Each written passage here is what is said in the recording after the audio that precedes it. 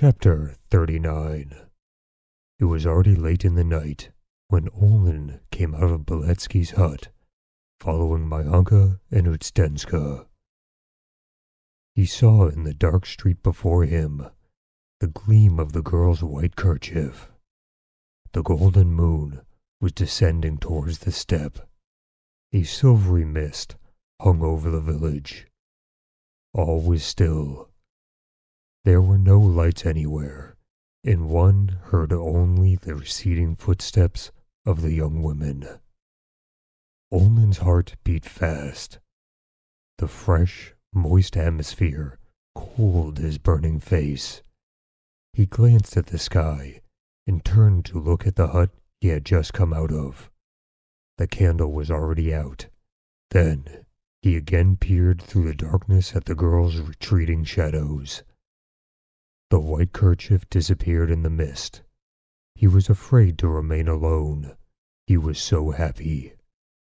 He jumped down from the porch and ran after the girls. "Bother you, someone may see," said Utstenska. "Never mind." Olin ran up to Myanka and embraced her. Myanka did not resist.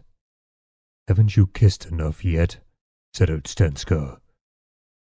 "Marry and then kiss, but now you'd better wait." "Good night, Myanka. Tomorrow I will come see your father and tell him. Don't you say anything." "Why should I?" answered Myanka.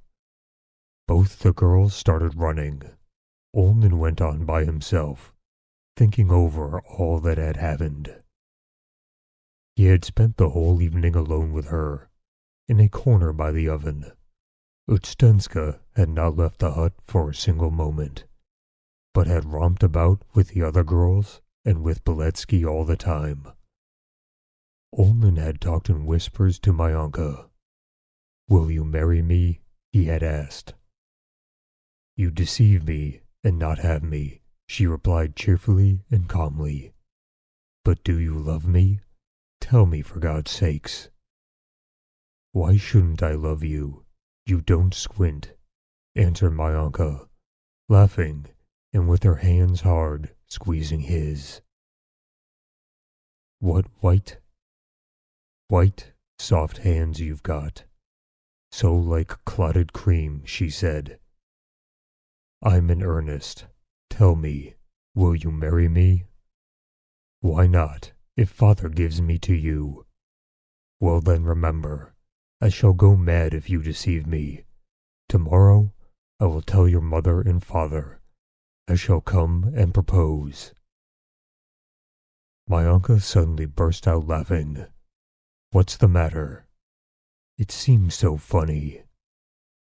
"It's true. I will buy a vineyard and a house, and will enroll myself as a Cossack. Mind you, don't go after other women then. I am severe about that." Olin joyfully repeated all these words to himself. The memory of them now gave him pain, and now such joy that it took away his breath. The pain was because she had remained as calm as usual while talking to him. She did not seem at all agitated by these new conditions. It was as if she did not trust him and did not think of the future. It seemed to him that she only loved him for the present moment, and that in her mind there was no future with him. He was happy because her words sounded to him true, and she had consented to be his. "Yes," he thought to himself, "we shall only understand one another when she is quite mine." For such love, there are no words. It needs life, the whole life. Tomorrow, everything will be cleared up. I cannot live like this any longer. Tomorrow, I will tell everything to her father, to Beletsky, and to the whole village. Lukashka, after 2 sleepless nights, had drunk so much at the fete that for the first time in his life, his feet would not carry him, and he slept in Yamka's house.